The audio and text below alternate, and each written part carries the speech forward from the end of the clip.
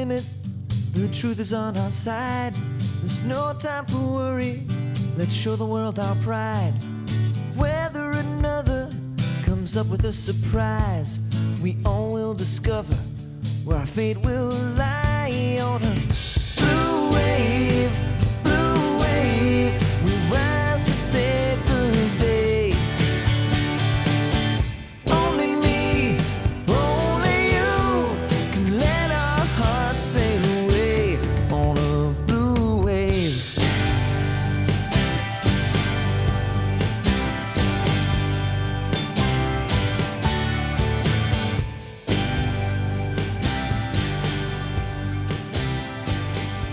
And welcome to episode 62 of TruBlu Politics Podcast with co-host Karen, that's me, and Anita from San Antonio. That's me. And we are so excited to be joined with our very dear friend and just badass Mima, smart lady, smarty pants, Sue Cohen. Welcome, Hey. Sue. Yes. Thank you. Welcome. Thank you guys for having me back. I think I was on one of the first shows. thank you. Yes, it's Yes, been you too were. long. It's I been know, too it really long. has. Yeah. I'm so proud of you guys. You've gotten so many excellent guests. You guys do a terrific job. I'm going to bring down the whole level of the show today, but I don't think that's true. But your show actually was pretty popular. People really liked it. The one that you were on, Yeah. It was very interesting. No, absolutely. Oh my gosh. There's always people always say, "So, do you have something to say?" Yeah, that's why we bring you on, because we know you'll have something to say. Okay. Yes. Well, that's hopefully, the people that we bring on, they're good at saying stuff and That's right. talking. Otherwise, because otherwise yes. it's like just us, dead air, or just going back and forth. Right. Yeah. So anyway, and one thing that is new for Anita and I is we have started a daily video cast on YouTube, and it's posted on my Substack Resistance Journal, and then also on YouTube and on our Patreon. So we've been busy. We've been very busy. I was going to say, you guys are really busy. Every day we're doing this. Yep. So, we would just like to start things off because it's been a minute, talking about some things that recently happened with Lil Marco Rubio having to sit. Little Marco. In his big boy shoes. Yeah, his big boy shoes.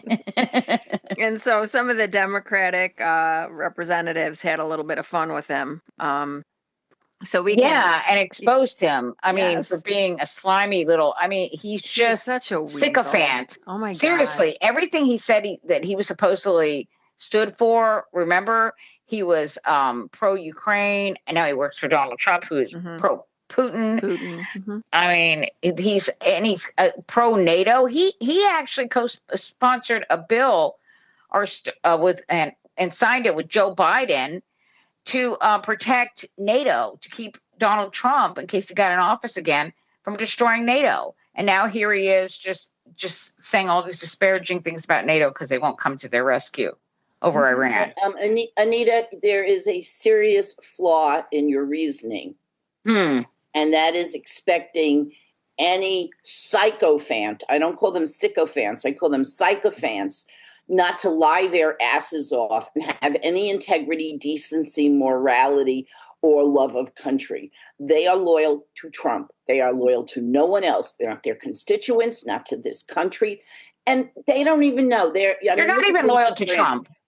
But they're not even, they're loyal to, they want power, and they will do anything to be attached to it. But he's the one in power. They will switch gears, watch them all switch gears. 5 years from now, none of these people will admit they ever worked for him, that they ever agreed with him, that they tried to tell him privately that that he was doing the wrong things. They don't. You're right. They have all. No, they don't. But they've crawled so far up his ass. None of them have seen daylight for months, and months.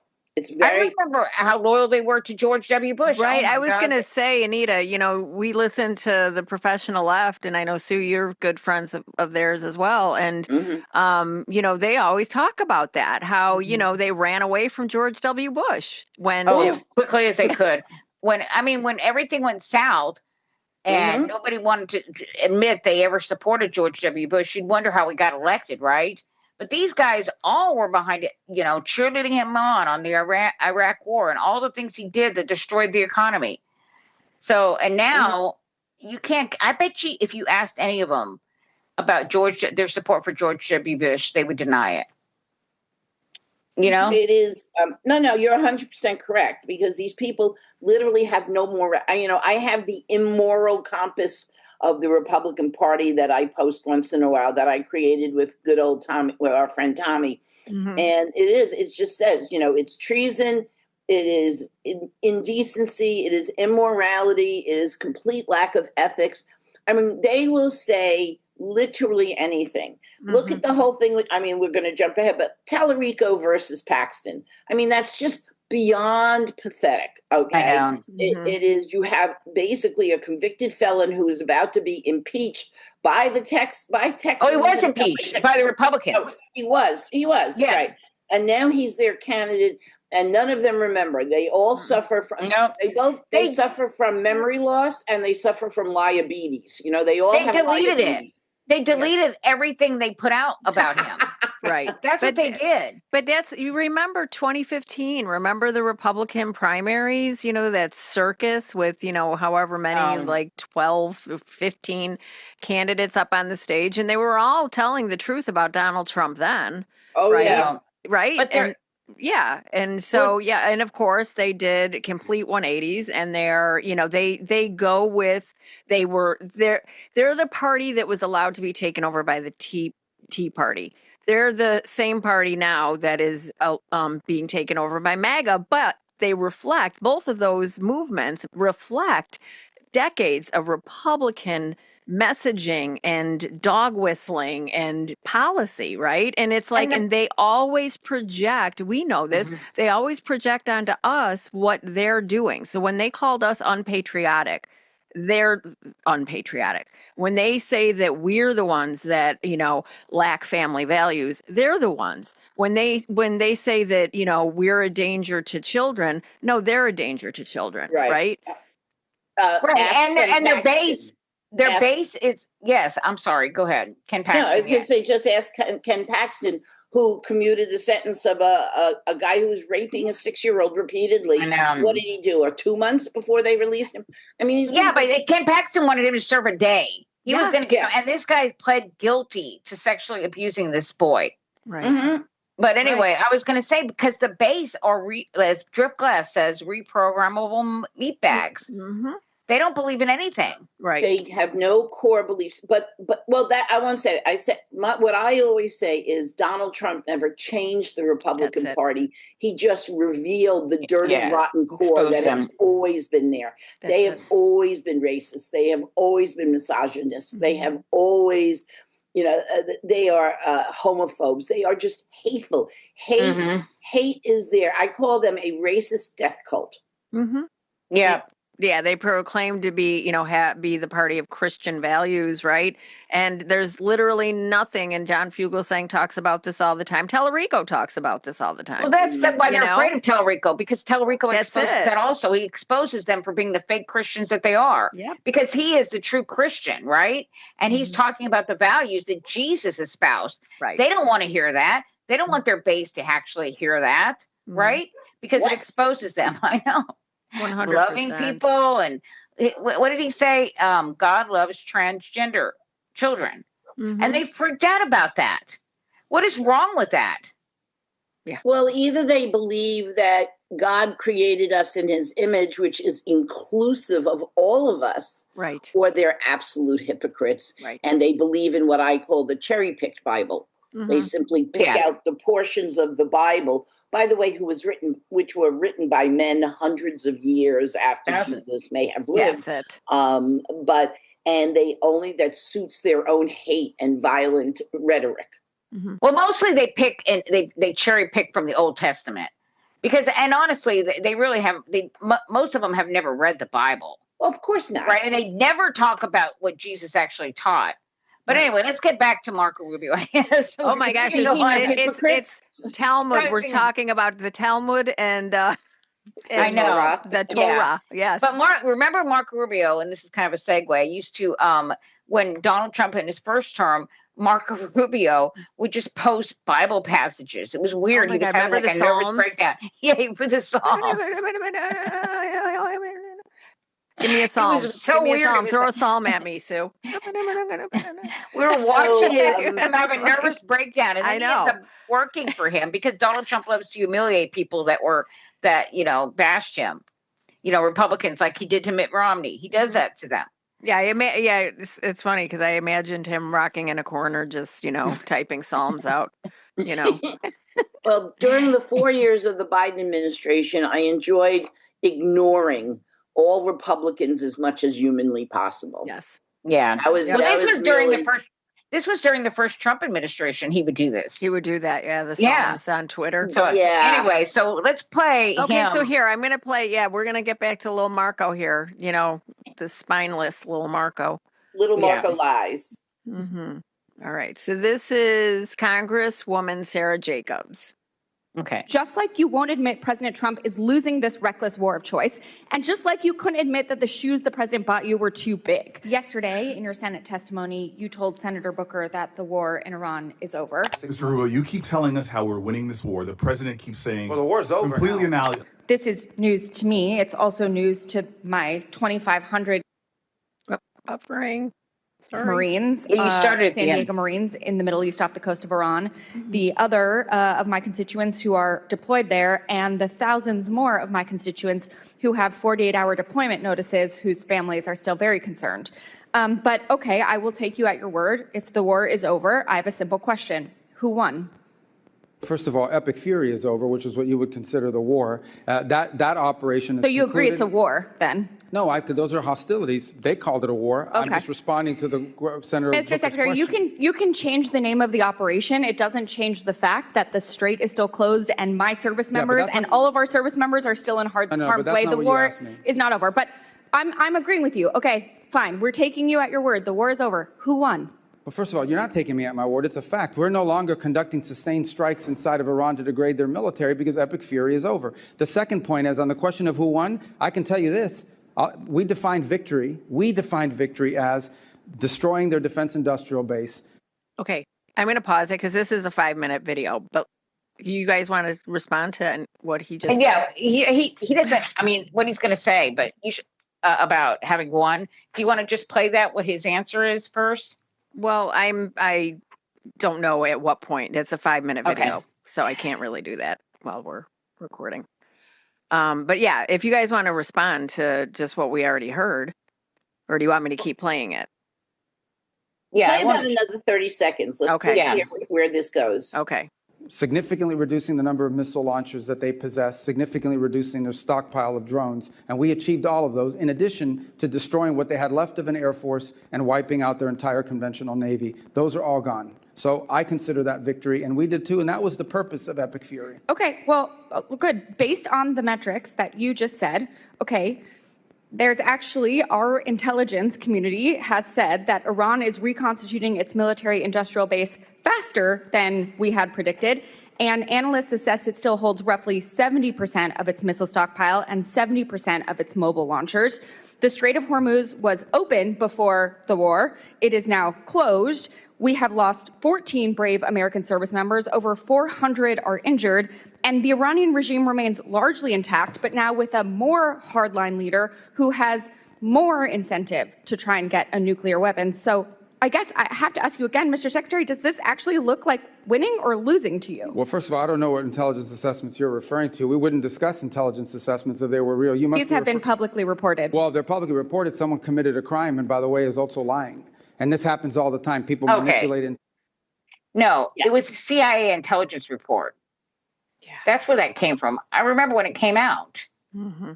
And somebody, I guess, did leak it. But what he said, it was a crime. And they're lying. Sure, they're lying. It's your CIA that's told us this. And they've rebuilt them anyway. they're rebuilding even more. There was, at that time, they said they had 70% of their arsenal left. Now they even have more. Right. So what he's saying is just BS. Of Absolutely. course. Is the Strait of Hormuz open or closed? It is. It's It is currently Closed. closed. Therefore, whatever words you want to, whatever wiggle words, little Marco, you need, you're just lying your ass off. Yeah. And we can tell, because you know how we can tell Marco's lying? His lips lips are are moving. Yes.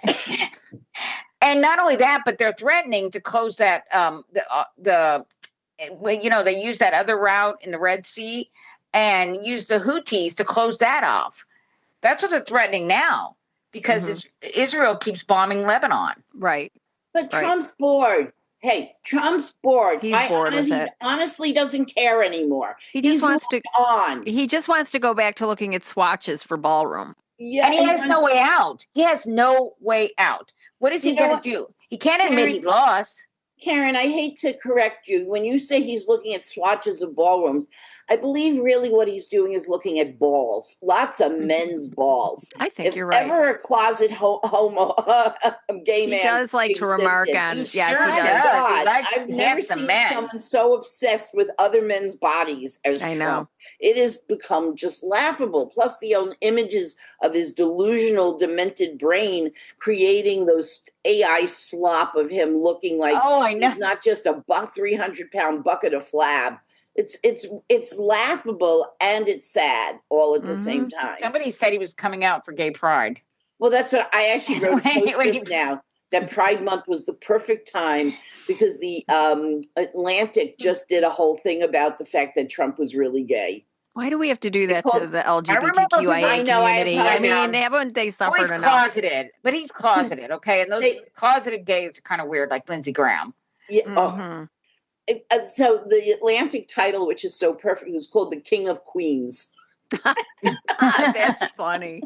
Well, that rumor has been going around. I mean, look at how I don't know, just some of his gestures and stuff like that. I'm not saying that that's a I know that's a stereotype, but sometimes it actually fits. And sometimes he does. He sounds like maybe he's kind of gay. Well, he's very obsessed with men's physique. I mean, he is just really, truly obsessed. And there's literally hundreds of times he has referenced men's bodies, from athletes to pretty much anyone, if he likes the way they look. And he clearly loves men and hates women. Just look at the difference between male journalists and female journalists. I mean, he doesn't go after male journalists. He only goes after female journalists. Right. This guy hated his mother. His mother hated him. And he's cloaked it all in this narcissistic rage where and hypermasculinity, the goddess. No, but also this hypermasculinity that you see a lot of times in closeted gay men. Right? I don't know enough people who are almost everyone I know who's gay, male and female, are out. Yeah. So I don't know closeted people. I did back in the 80s, but that ship has sailed. Everyone. I think it's a way to hide it. But of course, it's especially prevalent in conservative closet. Exactly. Log cabin Republicans and such. Yeah. Yeah. So, okay. So, I can play some more of this if you guys want, or The funniest part is he said the shoes fit perfectly. And you should deny what your eyes show you. Do not believe your eyes. Do not believe reality. I feel like I'm always watching a show from the 60s called The Outer Limits. You know, do not adjust the horizontal. Do not adjust the vertical. We're in control. And we will tell you. And, Orwell, of course, said it, denying of the reality. Just don't believe anything you actually see or read or learn. Just believe the gibberish we spew at you. Yeah. Yeah, finish playing because there's still some more that's pretty good. Okay, so go ahead and hit play. intelligence and analysis for purposes of furthering a narrative. On your point about the regime is actually deeply fractured, which is why it takes 7 to 10 days to get an answer from them for anything. Meanwhile, they fractured but still intact. Well, intact in the sense they can't even reach agreements that they can get back to us. So that's not I don't know how intact that is. What they have is people that are afraid to go into the streets. They're repressive operations. They're in the streets celebrating all the time. In addition to the fact they've cut off the internet. But this is a country right now in this regime that is facing hyperinflation, a completely devalued currency, hundreds of billions of dollars in damage to their military infrastructure. And frankly, they all of the pre-existing problems that Iran had in their economy, which is why people were protesting, are worse, not better. Sure, and but they have to deal with that too. Mr. Secretary, so you're saying we're winning because the Iranian economy has inflation, it's cost them millions of dollars a day in lost revenue, and because it's going to cost them billions of dollars to rebuild. Well, we are having inflation. It's already cost us an estimated $100 billion. Gas prices are up with no end in sight. The average family is paying an extra $450 on gas and could pay an extra $2,000 by the end of the year. The American people are not stupid, Mr. Secretary. We all know that this war is not over. Just last night, the U.S. and Iran exchanged fire again, this time over Karg Island. We still have not reached a deal, despite the president's promise that a deal is right around the corner. The president even said today the blockade could last until Labor Day. It's now day 97 of the war that the president said he wanted to end quickly. So I have one last question for you. Mr. Secretary, who won the 2020 presidential election? I'm not here to answer a question. We're talking about 2020. This is a foreign affairs committee. Okay, great. You can't answer the question, even though we all know that President Biden won. I don't answer the question because the Secretary of State, I do not participate in domestic political issues. This is not about domestic political issues. This is about our democracy. You're asking me to opine, just like I don't do campaign rallies. It seems like I don't do because as Secretary of State, we're not supposed to. That's been the long tradition of the department, and you should know that if you've been on this committee for any period of time. Mr. Secretary, it seems like you have an issue admitting facts. You can't say that the president lost the 2020 election, just like you won't admit President Trump is losing this reckless war of choice, and just like you couldn't admit that the shoes the president bought you were too big. You clearly don't know what winning means, and not because the facts are unclear to you, it's because telling the truth would cost you your job, and the American people are entitled to a Secretary of State who tells them the truth even when the president doesn't want to hear it, and my constituents, our service members, deserve better. Mr. Chairman, I yield back. I don't know what shoes she's talking about. What is she talking about? That was brilliant, though, right? Oh, my God. So I want her to be your next senator of California. That was fantastic. I know. Yeah. The way she came back with, oh, well, we're having inflation, we're paying higher prices for gas. They just walked right into it. I mean, I know. Well, it was a great response. She was very quick. She was ready. Yeah. That's the kind of messaging, right? When people always talk about the messaging, well, that stuff is viral, obviously. You have 90,000 views just from this one clip. What was her name? Twitter. Sarah? She's Congresswoman Sarah Jacobs. Yeah. I'm going to have to remember her. From where? Yeah. She's California. She's from the San Diego area. Oh, okay. I have to remember her. That's why she has the big base, military constituents. She's going to be a rising star. Got to play this. This is so good. This is Ted Lieu questioning him, and he I like what he's doing here because he shows a video that proves his point, and I think Democrats need to do this more often. Yes, come with the goods. Mm-hmm. I mean, it's one thing to have the poster boards, but if you can actually play a video. Yep. And you know what? Make them face up to what Donald Trump actually does and says. Right. Say, hey, did you hear? Do you think this makes sense? And show him. Yep. All anyway, right, I'm going to go ahead and play this. I ask you to focus on President Trump, and you will see that he is sleeping while you're talking. Oh, my God. Please show the video. Oh, my God. Products they make and what American farmers grow and produce has a fair shot to be sold around the world.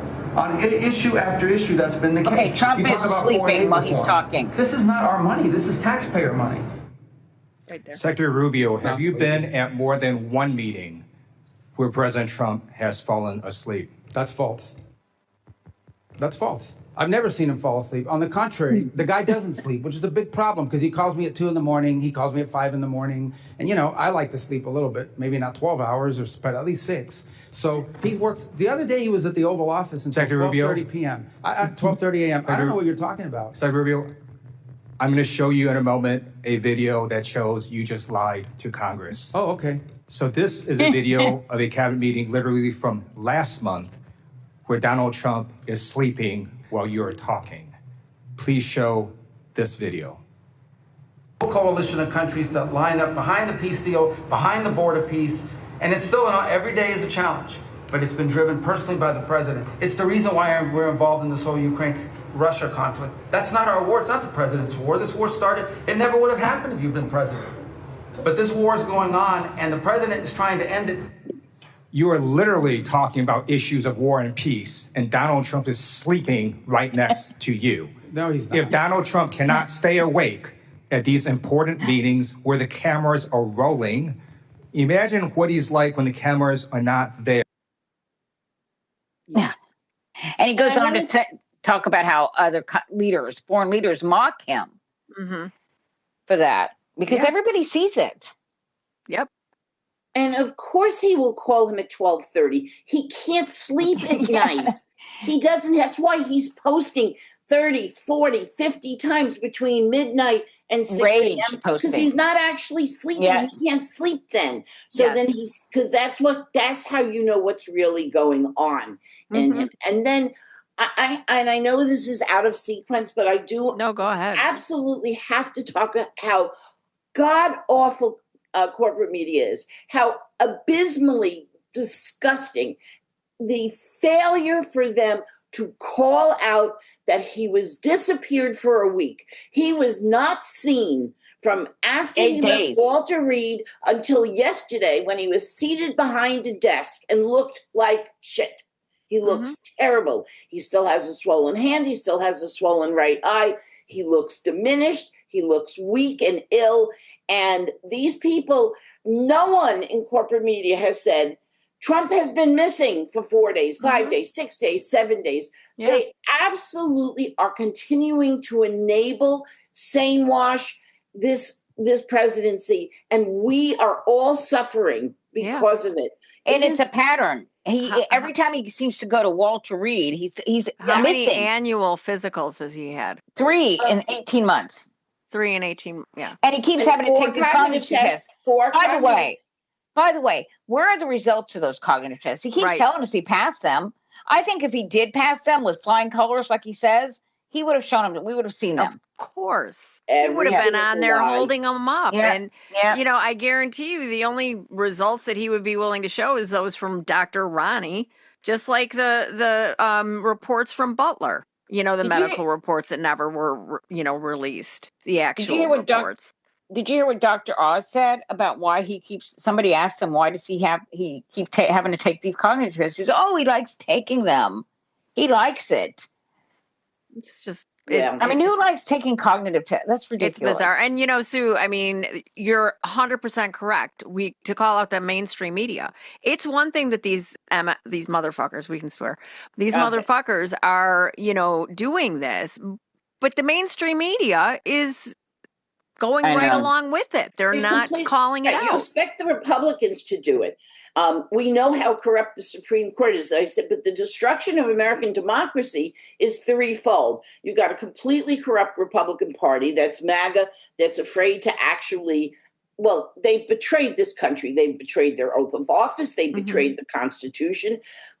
The SCOTUS, the 6 on SCOTUS are fascists. They're Christo-fascists who were implanted in there, and they are destroying the Constitution. One shadow docket ruling at a time. And it is important to note that the Alabama ruling last night was another unsigned shadow docket. Of course. They won't put their names on it. Okay. Yeah. And then, so you've got the Supreme Corrupt Court, you've got the Republicans, and we could handle them. But in the middle, you've got this completely corrupted, right-wing owned Republican media that absolutely refuses to do anything like credible journalism. And if anyone needs any other examples, I say Scott Pelley. All you need to do is Scott Pelley. Yeah. And the disgraceful disrespect that other reporters don't stand up for Caitlin Collins. Yep.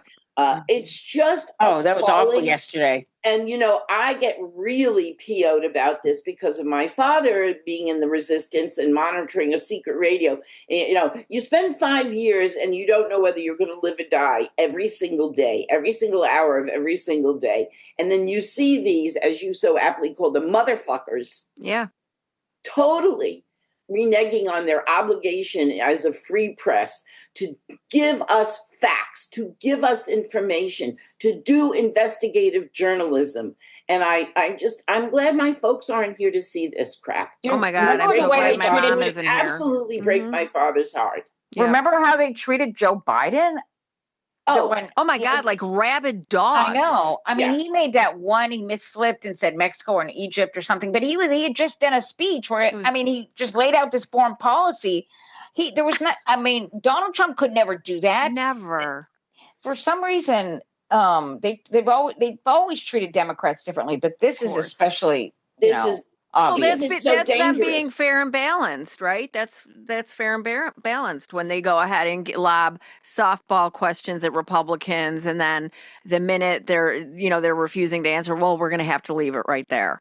Yeah. I mean, the both sides crap. Yeah, the both sides bullshit, and then they're always doing these gotcha or ahas and like throwing. I mean, I don't mind the what they like when they have Democrats on, that they ask them serious questions and expect serious answers, but do it for the Republicans too, and don't let them get away with the bullshit.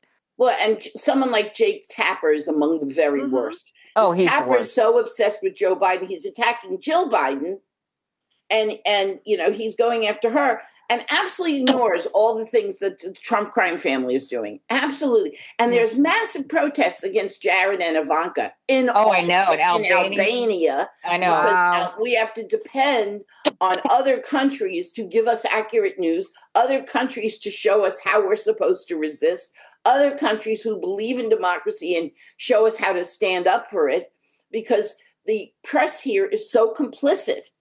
And so on their knees. And Hungary, the desire, the absolute greed for power and profit is so appalling. And if we have one reason, go ahead. I'm sorry. But in Hungary, they had the same issue.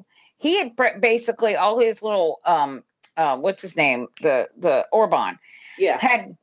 His buddies had bought up the media. It was the same thing that's happening here. It was the same thing, but they owned like 90% of it by the time, he left office, or by the time of the last campaign, just recently, where he lost.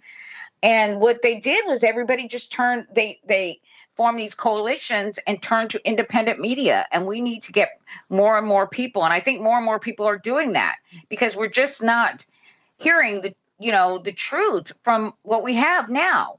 Anita, you're spot on. And the truth is, your kids and my kids, and especially my grandkids, and Karen, your kids too, none of them watch corporate media. I don't watch. No, mine don't either. I watch Rachel. My entire corporate media experience is Rachel from 9 to 10 on Monday nights. Yeah. A little spill over into Lawrence. Otherwise, I have no use for any of them.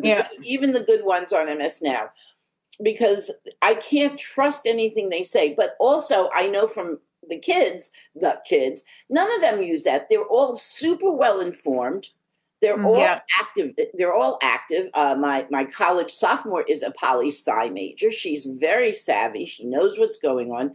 None of them. Corporate media is dead. Legacy media is dead. The Washington Post is dead. CBS definitely is dead.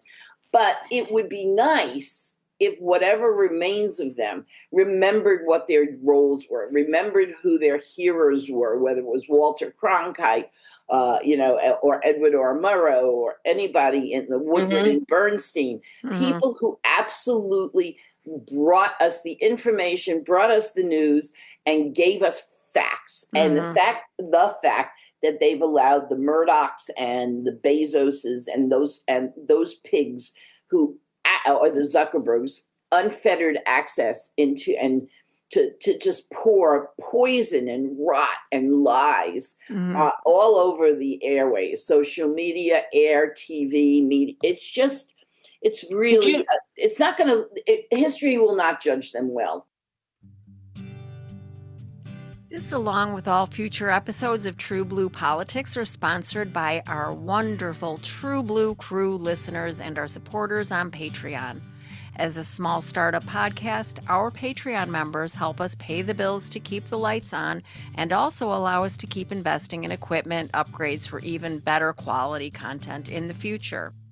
We know that monthly budgets are tight right now due to Trump's and the Republicans' unnecessary tariffs and endless wars, so we have changed our membership fees to monthly donations.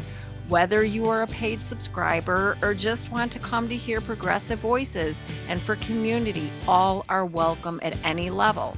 If you subscribe monthly at the cup of coffee level, that is so appreciated but not necessary. Whether $1, $5, or more, anything is welcome but not required.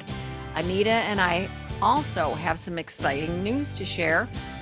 A few weeks ago, we began recording TBP daily videocasts, which you can find on our YouTube channel, TruBlu Politics. Please like and smash that subscribe button. Or listen on my Substack page, Resistance Journal, or on our Patreon page, along with all of our bi-weekly podcasts. Go to patreon.com/TruBlu Politics Podcast. Of course, you can always listen to the bi-weekly podcast wherever you get your podcasts. And as always, thanks so much for your love and support. Thank you, everybody. This episode is brought to you by Terra Threads. That's Terra like the earth and threads like clothing. Terra Threads is an online shop for secondhand and vintage clothing and footwear. Every piece handpicked and given a second life. Beautiful one-of-a-kind finds, great prices, and a little kinder to the planet than buying new, and bonus, no tariffs. And now, TruBlu listeners get 25% off any order. Just use the code TruBlu25 at checkout. That's TruBlu followed by the number 25, all one word, TruBlu25. You can shop on eBay by going to bit.ly/TerraThreads eBay. That's bit.ly/Terra, TERRA, Threads eBay, all one word. Or on Etsy at bit.ly/TerraThreads Etsy. Same start, bit.ly/Terra, TERRA, Threads Etsy. Both links are in the episode description too. Refresh your wardrobe with something one of a kind. That's Terra Threads. Did you see that awards ceremony where what's his name, Scott Pelley was getting that award, and they had, I think it was and there was some scholarships, and there was like an 18-year-old, and he went up there and was just bashing CBS. It was it was pretty powerful. If you get a chance, you should watch that. Well, it was funny because yesterday, I was on staff. Last week when she was still here, and I was making. It was with Jody. It was yesterday, and I was making a joke, and about the fact that Barry Weiss clearly is a liberal playing the long con, because that's the only explanation, other than they're incredibly stupid, that she would destroy this network. Maybe she's in there to, cost the Ellisons $500 billion and take them down. Something's going on, and they swallowed it hook, line, and sinker. And then, I got off, and Peter came walking in, and he said, "Did they not get you were joking?" I'm like, they totally missed it. Yeah, I don't think. Well, they don't expect. They don't expect that from you, Sue. You're supposed to just come out with the facts and lay them out there before you get slammed into a hard break. To be funny once in a while. I don't often succeed. But that's true. No, listen, that's true. I've heard you throw funny things out there, Thank but you. they're I think you threw them for a loop. When you see this level of stupidity, this unbelievable level of stupidity, like, who do they really think are they going to, this is what we used to say, by the way, about centrist Dems. If you're going to be Republican light, why would anyone vote for you? They can already vote for Republicans. And if CBS thinks they're going to be Fox light, why would anyone tune in when they were already listening to Fox? Right. So the whole business model is crap. The whole thing is flawed, and it's going to be disastrous, and it already is disastrous. And they just blindly. And what should it tell? What should it tell us, though, that they don't care? Like they're look. I mean, look at Elon. Dying, but hold on. Let me just say this. Look at Elon Musk. He overpaid for Twitter, and then he's done everything in his power to destroy Twitter. Yes. So it's not about. So it's like they don't care. That's just it's all about just destroying, smashing. It's all destruction. It's all Bezos, destruction. the same thing. Yeah.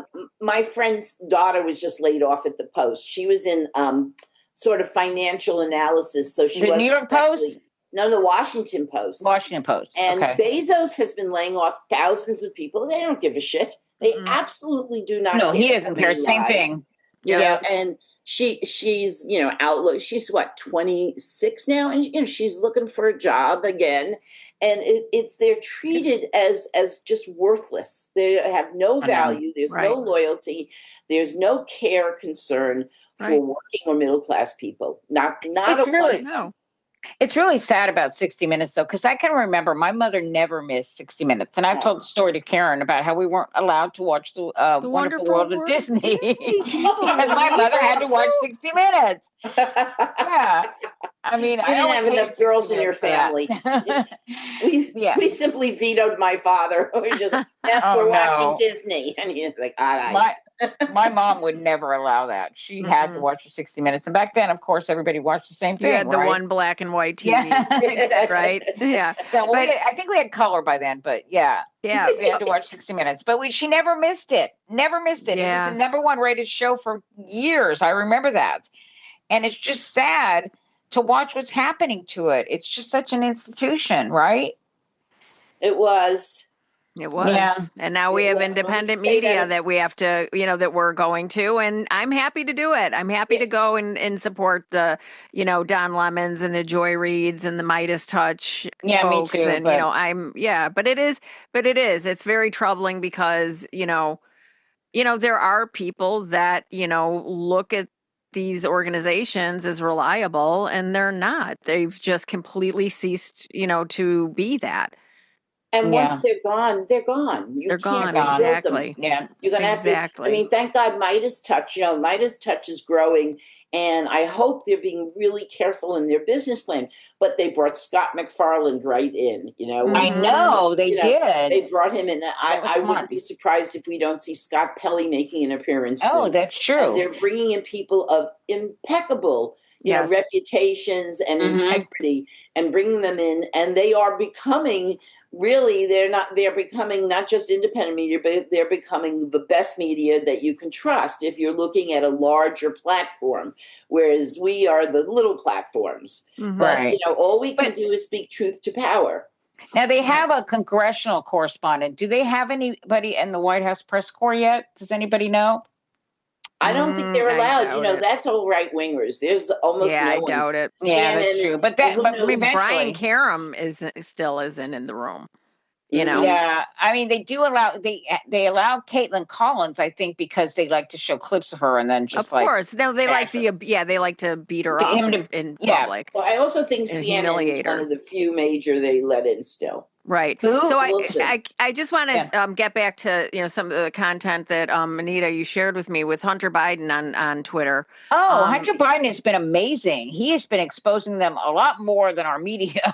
Yeah. So a lot of the corruption has been being exposed by Hunter Biden. Right. So I just want to read this tweet. Yes, I sold paintings about $225,000 a year over 4 years. The whole of my business while my father was president. Congress investigated it. If you're outraged about that, where is all your outrage now? Kushner's Affinity Partners holds roughly $5 to $6 billion. Close to 99% of it comes from foreign sovereign wealth funds, Saudi Arabia, the UAE, Qatar, over $90 million in fees annually. Yeah, I mean, it's amazing what these guys are getting away with. Don and Eric too. They're getting away with so much. I was telling Karen about this. What's the name of it? What country was it? I forget. Starts with a K. I can't. Kazakhstan. Kazakhstan. And they said they informed Trump that we could do mining there in Kazakhstan. No, Anita, say it. Kazakhstan. Because that was going somewhere else for a second. But anyway, so wait a minute. So Karen it's Karen 6 days later, Eric and Don started a mining company, and started mining over there. There was a no bid. Nobody got to compete. And then our Defense Department was buying that from that mining company of Eric and Don's. Like $1 billion. Gave them like $1 billion for that, whatever. I forget what they were getting from the mining, but yeah, I mean, they're doing this kind of corruption. Remember, they also did that. Wasn't it Donald Jr. that had that defense? He got that contract for, I can't remember how much, but it was something. Maybe it was drones or something like that they gave to Donald Trump Jr. It's hard to keep up.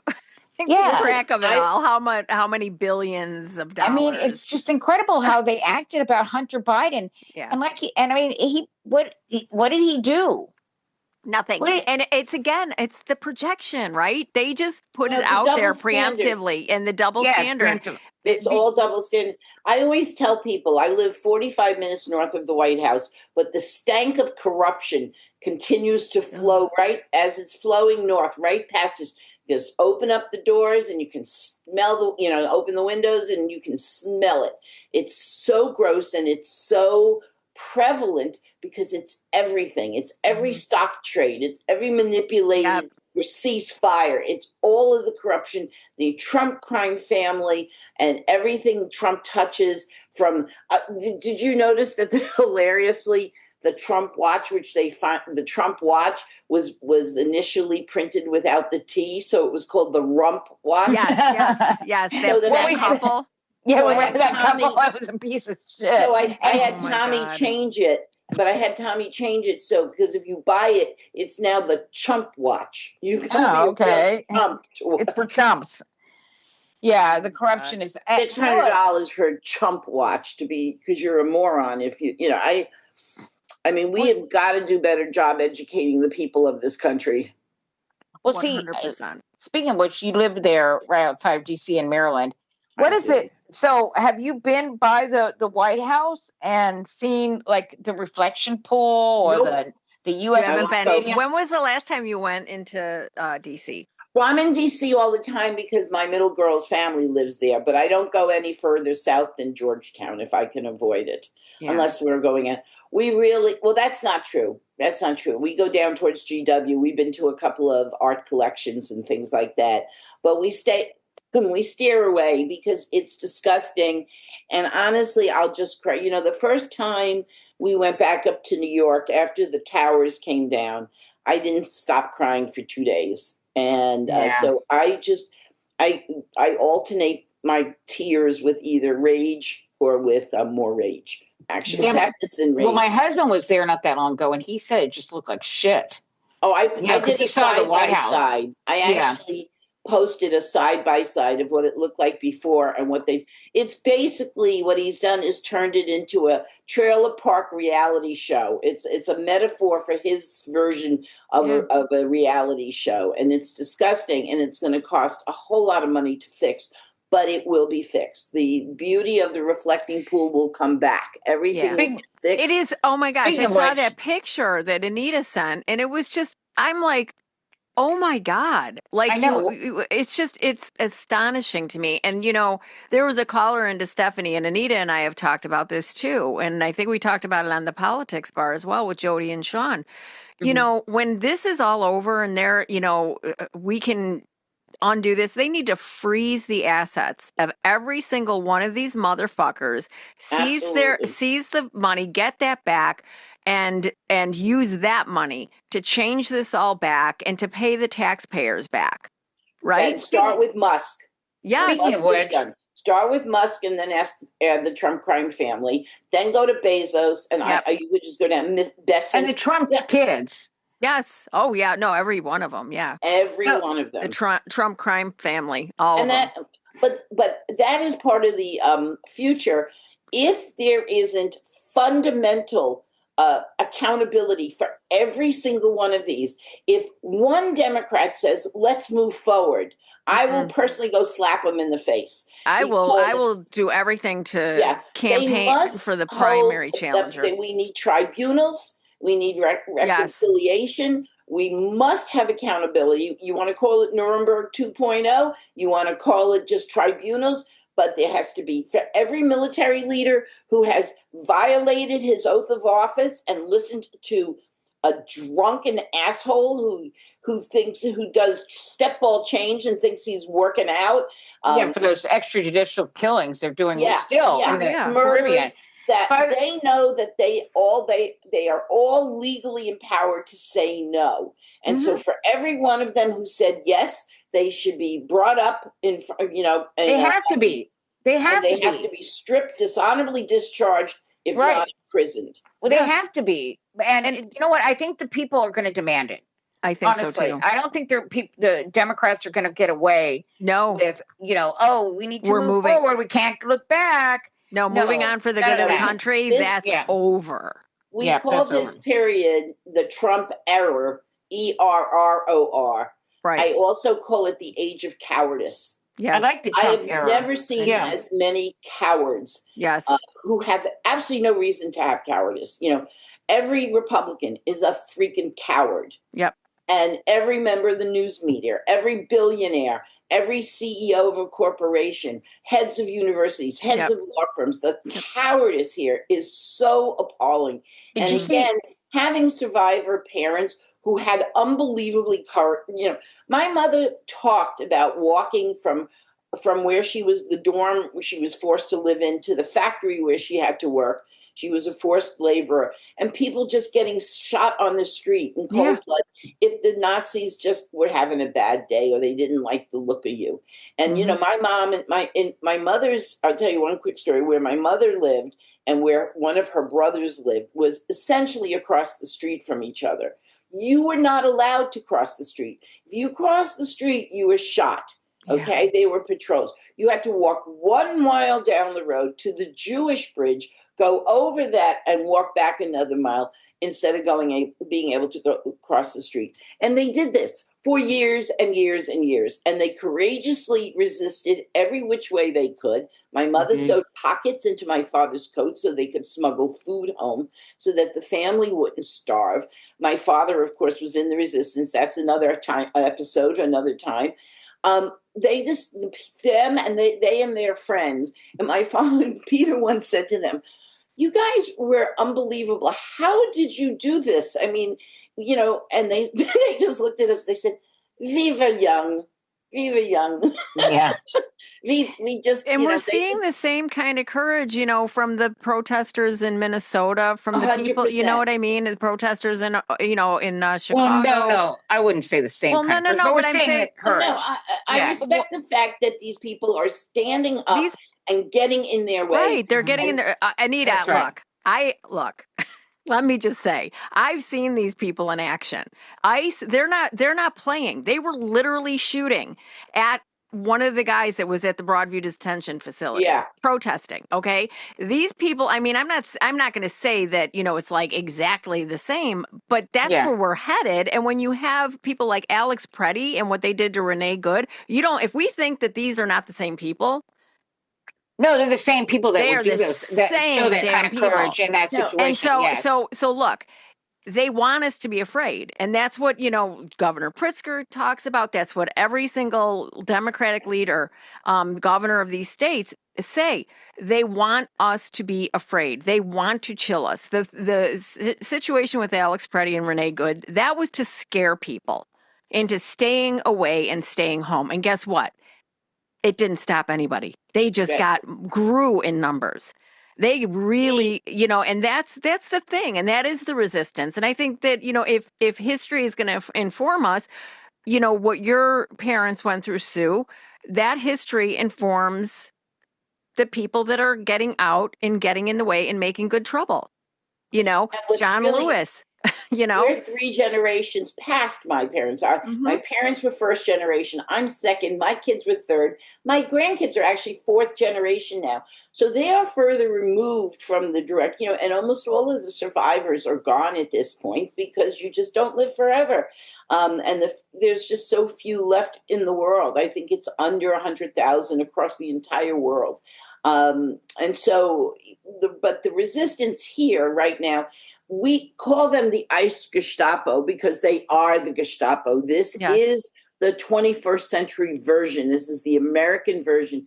And what Trump is planning to do, because Trump and the Republicans know that the only way they can win in November is to suppress the vote. They've got the court in their pocket, Jim Crow 2.0 now, and then they're going to try to scare voters and try to staff these things. And that's why in blue states, your governor, my governor, Wes Moore, are making sure that everyone who votes and polling places will be completely free of these thugs. Can I just say something? That reminds me. Okay, the 2026 midterms.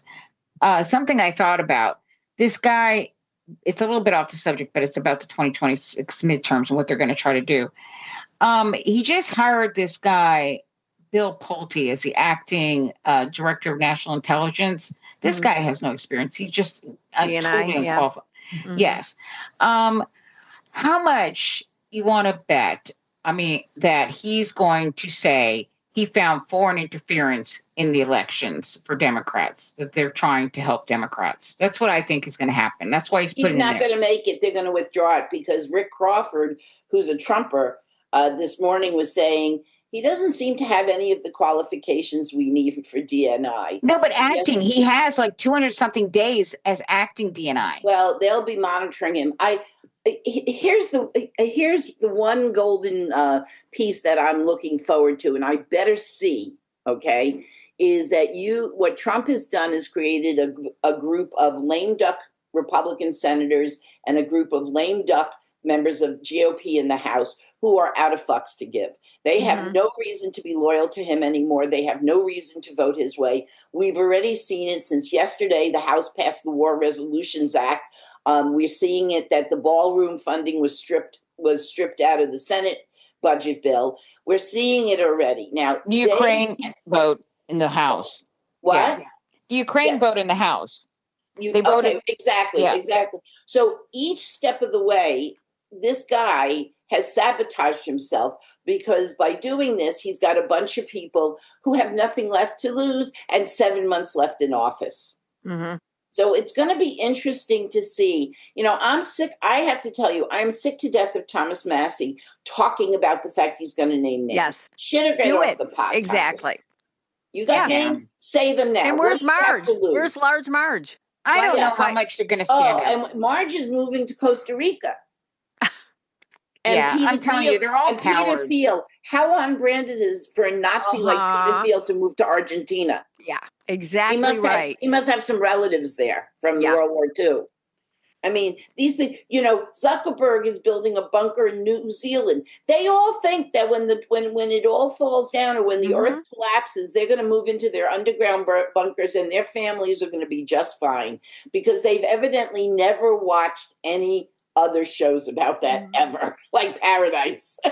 Right. But is it more that they see the writing on the wall here, as far as the midterms and the 2028 election, that, they are going to be under investigation, all of them? I don't know. There's other things I think that they're worried about too. Like he's just stopping that ocean monitoring that is especially important right now. And it helps monitor earthquakes and floods and things. I think there's a lot of things. These people know. Elon Musk was very involved in, climate change, right? And a lot of these people, they know. They're not stupid. They're scientists. Peter Thiel and Elon Musk, they're tech guys. Yeah, well, they're only interested in AI now. AI and data centers. They've shifted. But there's a lot of people that are turning against that. Yeah. So in Raw Story, I think this is what you were talking about, Anita. Dire alarm as Trump creates irreparable blind spot in predicting earthquakes and floods. Yeah. He's going to be dead. What does he give a shit? He certainly doesn't care about his kids or grandkids. No. So here it says the National Science Foundation announced plans to dismantle a $368 million deep sea observation system just days after President Donald Trump fired all members of an independent board that oversees the foundation. And CNN's Bill Ware explained what that vast undersea network monitors and what will be lost.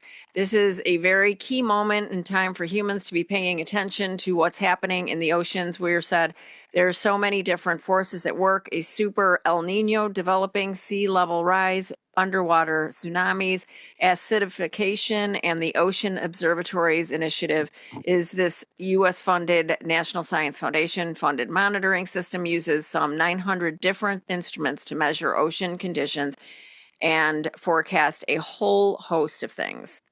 Yeah, that's really scary. I mean, ho-hum, another day, another lawsuit. Yeah. Yeah. Well, I mean, Doge cut the Ebola, the people that were monitoring Ebola, and then they cut the people that were monitoring screwworm. I mean, what could go wrong? Mm-hmm. So as we wind down on time here, Sue, there, we've already talked about this. There's going to be so much work in the future, and once we take back the levers of power. There was an article, I believe, Anita, we were talking about this a couple of weeks ago, that they are actually keeping a list. Democrats are keeping a list of all of the things that are going to need to be done. What do you know about that? I don't know about a specific list. What I am proud of is watching how hard Democrats are fighting back, whether they're on the committees, whether they're publicly. I mean, my Senator Chris Van Hollen has been an absolute champion and lion, whether he's calling out, people during a committee hearing or going on, on social media and getting his face out there, getting his voice out there, and issuing, the calls, the things we need to hear. There are so many excellent Democrats, and it's called... And Jamie Raskin. Of course, Jamie's mine, and Jamie's mine. I mean, we know Jamie, and so it is so exciting. I've got Wes Moore, who went after Trump yesterday about they're not giving us our funding, our state funding for education. We've got Jamie Raskin as our rep. We've got Chris Van Hollen, and Angela Alsobrooks will come along. It's her first term, and she's got to be a little more quieter. We've got primaries coming up, and I just think those are the people we have to champion. People go after Chuck Schumer. He's done. We all know he's not going to be speaker in the next majority leader. Who do you like? Who do you like? I tell people. Let me be clear. Peter is 78, and I'm going to turn into some god awful number that I'm in complete denial about. And we have both passed the torch. Peter mentors new psychiatrists and child psychiatrists in training. I mentored teachers and directors of nursery schools for a very long time before I decided media. I was going to follow my dad's legacy. We know we were at Bruce's concert, Springsteen's concert in D.C. last Wednesday, when 40,000 people from D.C.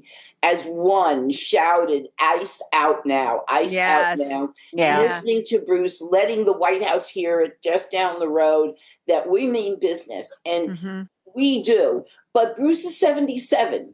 And while his message is absolutely critical, it is the younger generations now that need to step up, and especially in Congress. I plead with every senior Democrat to pass the torch to this new leadership, because whether it's the Sarah Jacobs or Ted Lieu, they're just magnificent. And of course, Jamie certainly deserves leadership roles. That's what's got to, if that happens, if they can bring youth and passion into the Democratic Party, then democracy will be restored in 4 years. Well, there's a lot of passion in Bernie Sanders, and he's not very youthful. I think so. I'm not sure. And there's always exceptions. I'm sorry, Anita. Bernie's all talk and no action. That's true. Bernie has no meaningful legislation after 30 years because as an iconoclast and a naysayer, Bernie has always been my way or the highway. Yeah, he doesn't work well with. It's not. That's why he won't join the Democratic Party. Anita. In other words, he's all hat, no cattle. That's there right. You go. I understand now. Speak of Texas, right? Well, listen. Before we go, I just want to ask one question. If Chuck Schumer's not going to return as the majority leader for the Democrats, who do you see as a couple of options? Well, Adam Schiff right off the bat certainly could assume the leadership. Oh yeah, Adam Schiff would be great. And Chris Van Hollen. Chris Murphy or Chris Van Hollen, yeah. I like Chris Murphy too.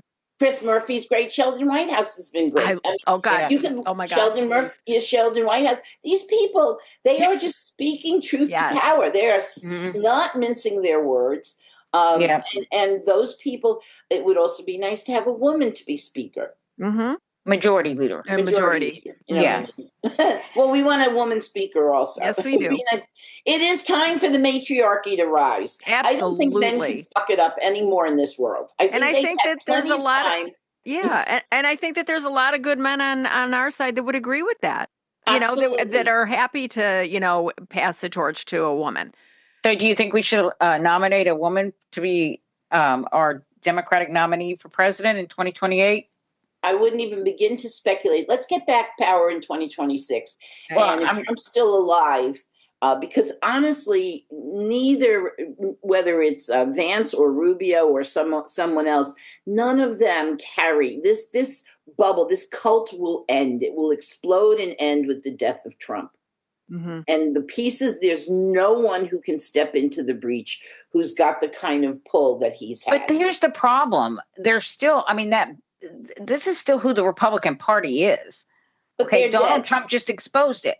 Yeah, they're a dead party. They don't exist. They're going to have to figure out when they become a minority party and they have lost faith with the people. And wait, I'm going to find one thing. Talk amongst yourselves. I want to read one thing to you very quickly. Well, they're talking about nominating Tucker Carlson or something.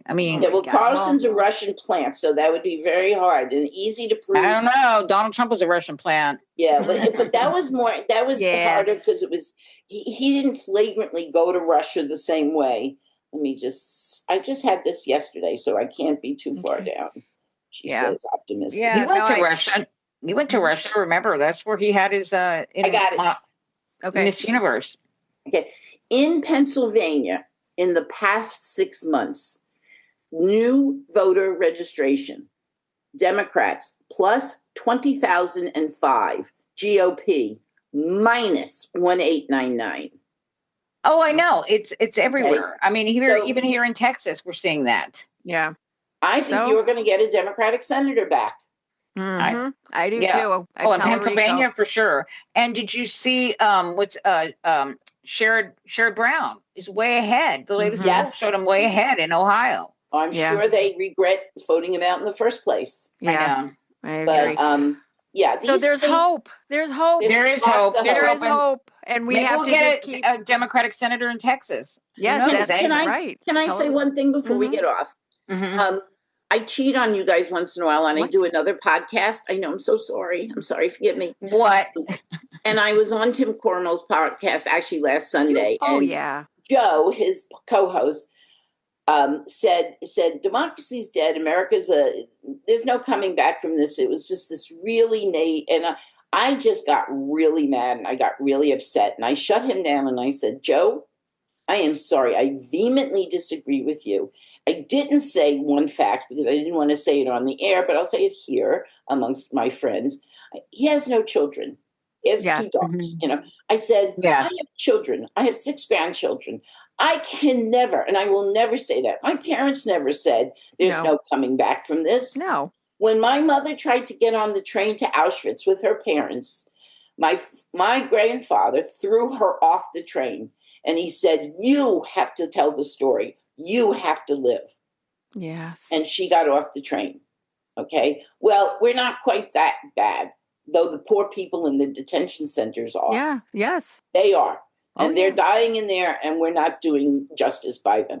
But my point is simply that the future can be far, far better. We can equalize. We can tax the rich. We can get our democracy back. But we cannot have that, and it will not happen if only 36% of eligible voters vote. That's right. People have to get off their fat asses. They have to get involved, get educated, and get to the polls any way possible. Thus endeth Sue's rant of the day. Thank you. Rockstar, and we're going to end on that note. I mean, because I could add, but and reiterate it, but you know what? We're going to leave it right there because that was absolutely spot on and perfect, and that's why we love you so much, and we love having you on because you are, you bring the fire, you bring the personal experience, and I love the fact that you pointed out it is extreme privilege because I think this is what you were saying to him. Extreme privilege to sit there and throw up your hands and just say, it's a foregone conclusion. There's no coming back from this. Bullshit. Now, the word of the day. The word of the day is bullshit, and the phrase of the day is never give up. Never give up. Exactly. Well, thank you so much. Thank Sue. you. We love you, and I love you both. You know that. Yes, absolutely. Thanks for listening, everybody, and please go to our Patreon and like and subscribe us on all of the podcast platforms, and go to our YouTube channel and smash the, what is it, Anita? Smash the button. Smash the like button and subscribe. Not the like button. Smash the subscribe button. Check the like button. Oh, okay. All right. That works too. All right. Bye. Bye.